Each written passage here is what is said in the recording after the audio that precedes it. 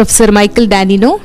I deem it my privilege to give you a very warm welcome to Jain University. I have some curiosity and I want to satiate my curiosity by asking you a few questions. What is the role of history in today's context? How important is the study of history, especially in India? The role of history in general is to understand our past, because the past is not past, it is still present with us, though we may not be aware of it, and it will resurface. A great British historian once said that history is a dialogue between the past and the present. So the past is never dead. And in India in particular, the past is so rich, so full of events, societies, evolutions, achievements, sometimes failures also, shortcomings, that we can only get enriched by understanding that past. And India, of course, is a special case because there's incredible diversity, complexity. There is no historian who can hope to master the whole of Indian science, Indian history. It is just too huge. It is huge in time. It goes very far into the past, and huge geographically, and huge in terms of the depth of the society, the complexity of the society.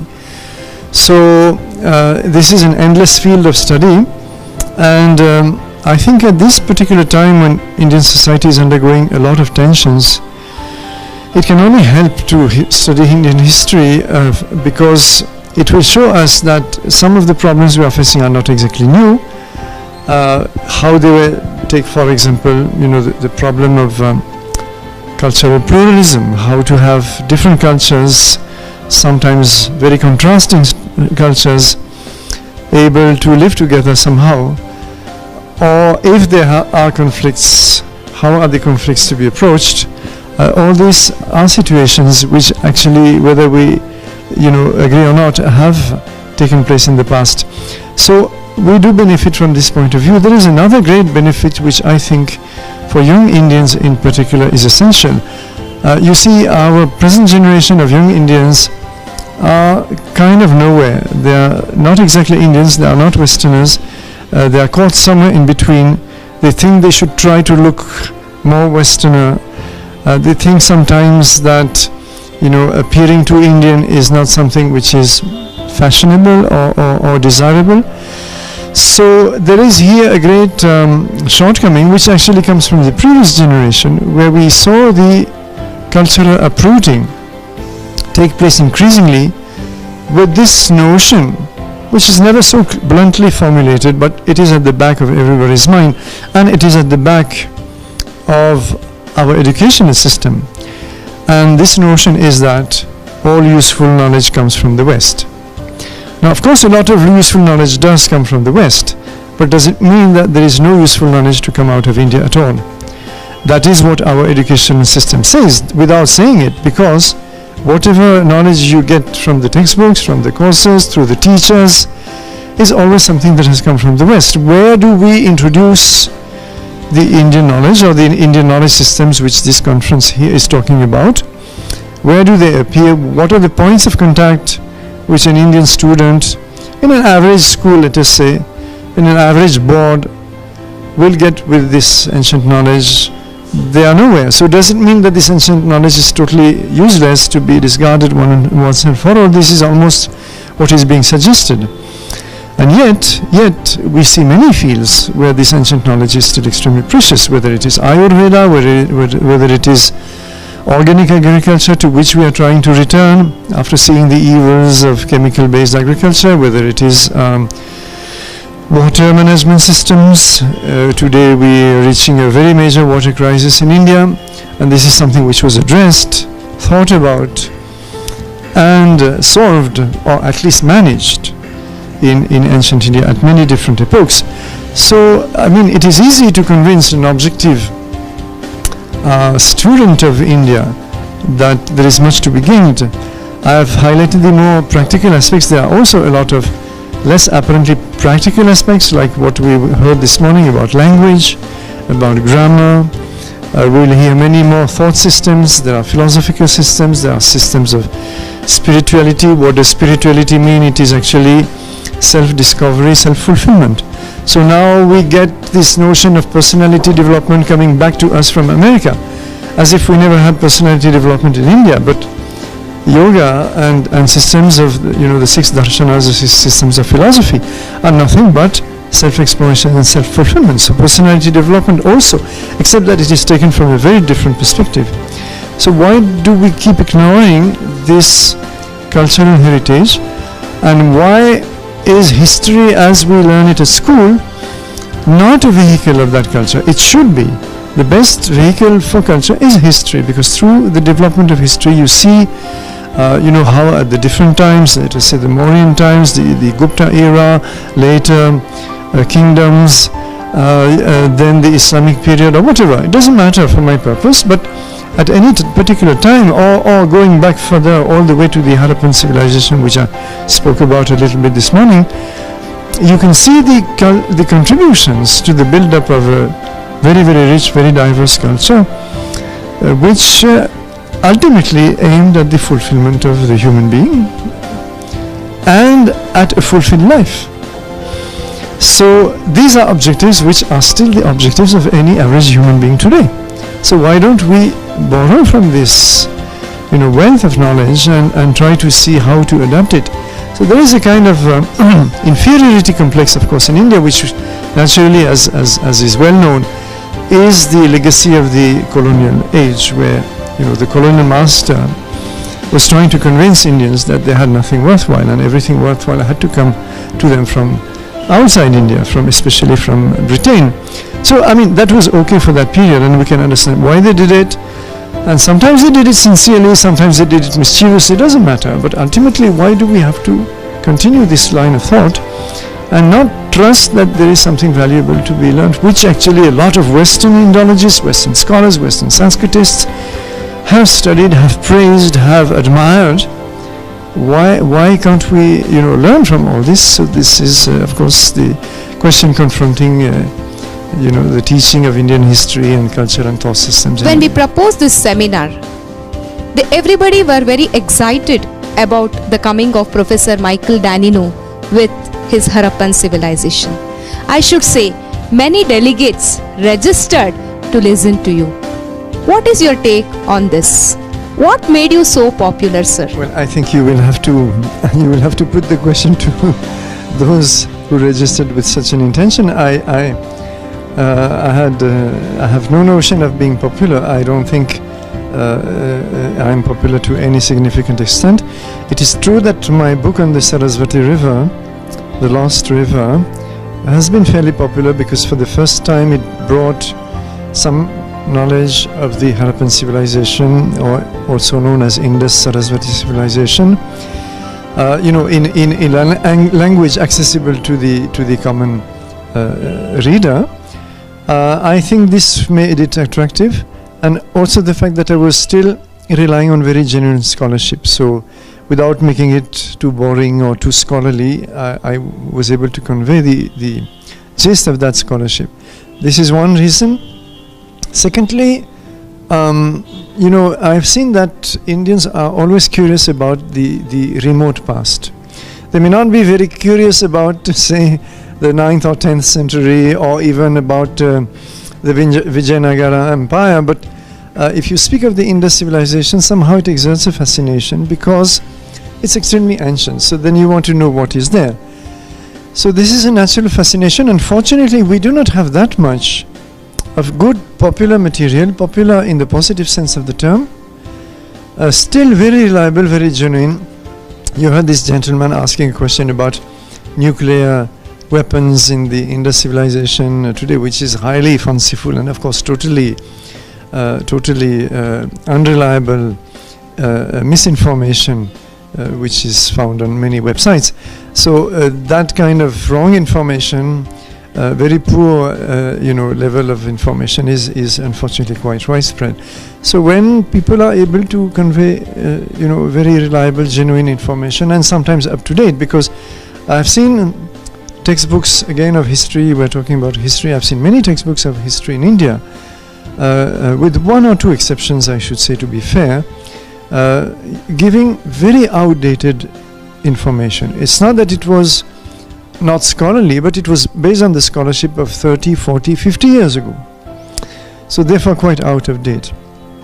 So it's not easy for people to have ready access to genuine and up-to-date scholarship. So if I was able to some small extent to provide a little bit of information about this, I'm happy.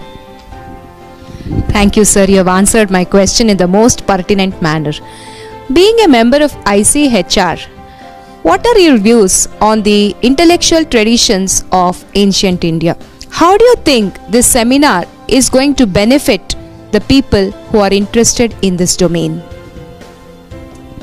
You see, ICHR, or the Indian Council of Historical Research, is meant to, very broadly and briefly, is meant to promote research in history in India. However, I find that I am equally a student of history as a student of history of science and technology. In fact, though I am a mere student and actually a beginner in many ways, I've still given some introductory lectures here and there in a couple of IITs and other places. And I'm puzzled to realize that many of the books dedicated to history, books dedicated to ancient India or even medieval India, have very little to say about scientific and technological achievements. As if, once again, India had not had any meaningful accomplishments in the field. And we can see from the great scholars who are with us today and tomorrow, we can see that it's just the other way around. Without any controversy, without any possible doubt, Indian mathematicians, astronomers, sometimes metallurgists, water managers and so on, produce great advances centuries before what you would find correspondingly in Europe. So, and it's not a matter, it is a matter of pride, genuine pride, but it's not about boasting, it's about simply enumerating the accomplishments of a particular civilization so that we can understand it better. And I think there is a great dearth of good documentation. There is scholarly material, there is, but not accessible to the average student.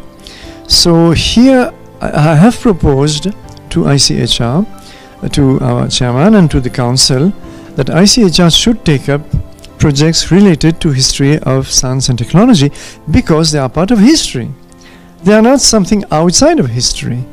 So, and unfortunately we do not have in India a single university having a department of history of science and technology. In the West you do find a few. And you can find in the West some scholars who are very, very well versed on Indian history of science and technology. So we do have a few in India, very great, and some of them are with us these 2 days. Professor Rama Subramaniam, Dr. M.D. Srinivas are quite outstanding in their fields. But to get this into the history books and the history textbooks is going to take time and effort. So I do hope ICHR will be capable to help, and that some of the proposals we have formulated will be acted upon and implemented. This is my hope. We will see. Sir, I think you have answered my previous question as to why you are popular. I can clearly say that your popularity is definitely because of the humility you carry around yourself. You are very humble, and you have always told you are still a student, because people say what we have learned is a small droplet of water in a huge ocean, and I think you repose this idea. Finally, sir, what do you feel about Jain University organizing this kind of a seminar? You see, I was quite privileged to be part of the original brainstorming workshop which Professor R.N. Iyengar had organized here, perhaps 2010. I forget the date. It was, I think, December 2009 or 10, where a group of scholars from Bangalore and from a few other places put their thoughts together on what this center on ancient history and culture of India could achieve, could target. And I'm very happy that this center has been translated into reality fairly soon afterwards, and also has taken up a number of programs in right earnest. Of course, you are very lucky that a scholar of the stature of Professor Iyengar is, running or behind this center. And I think this is a great, you may not realize how pioneering this is, because there are very few universities in India that have comparable centers, very few to my knowledge, not more than 2 or 3, and even they may not be as active. So I think this seminar is definitely a very positive step.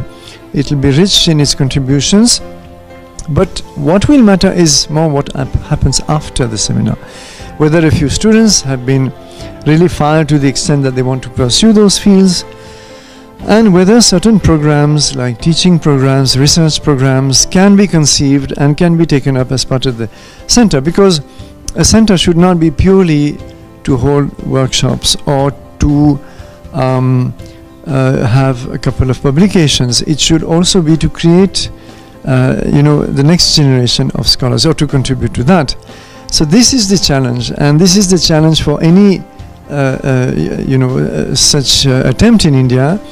And I am nobody to advise people behind the center or the chairman, Dr. Samirajji.